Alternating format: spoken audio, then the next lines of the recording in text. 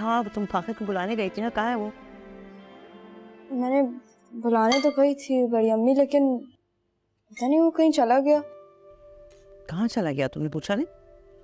पूछा तो मैंने उससे, लेकिन उसने जवाब नहीं दिया।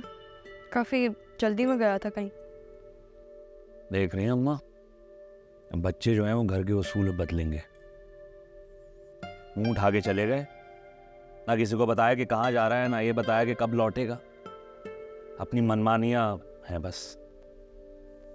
अभी आपने तो कहा था इस घर के उसूल कभी नहीं बदलेंगे, कुछ भी हो जाए सब साथ बैठकर खाना खाएंगे। तो अब फाखिर कहाँ है? उसे परवाह ही नहीं है ना इस खानदान की, ना इस खानदान के उसूलों की, और ना ही तरबियत की। उसकी तरबियत में कोई कमी नहीं है, और इस घर के असूल और इस घर के रिश्ते उसके लिए उतनी अहमियत रखते हैं जितने हम सबके लिए। लेकिन समीना, आखिर फाखिर क्यों नहीं आया इस वक्त खाना खाने हमारे साथ? है क्यों नहीं आया? हालांकि गई थी यानी उसको लाने के लिए यहाँ पर, लेकिन नहीं आया क्यों?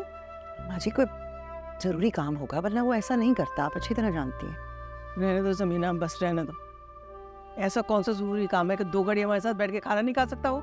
है और जरूरी काम तो हमें भी हैं, काम छोड़ के बैठे हैं यहाँ घर वालों के साथ। और क्या? और ऐसी कौन सी जिम्मेदारियां आ गई हैं फाखिर पर जो इस वक्त गायब है? वो कहाँ गया है? अब्बा, फाखिर खाना खाने आ रहा था, लेकिन उसी दौरान उसे कोई इम्पोर्टेंट कॉल आ गई। शायद काम के सिलसिले से हो, क्या पता। और वो मुझे बोल के गया है कि बड़ी अम्मी को ज़रूर बताना। हाँ बेटा, फाखिर ने तुम्हें कभी बताया है अपने काम के बारे में? नहीं अब्बा,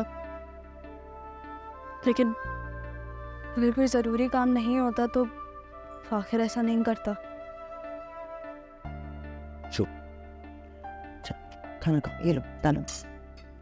अच्छा देखो समीना, जो कुछ भी हो तुम्हें फाखिर को समझाना पड़ेगा। वो ज़हीर का बेटा है, उसे ज़हीर की तरह से बनना होगा। काम और घर दोनों को साथ साथ लेकर चलना पड़ेगा।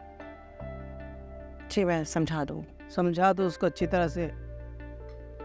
चलो भाई खाना खाओ सब लोग, क्या हाथ रोक के बैठे हो? चलो खाना खाओ।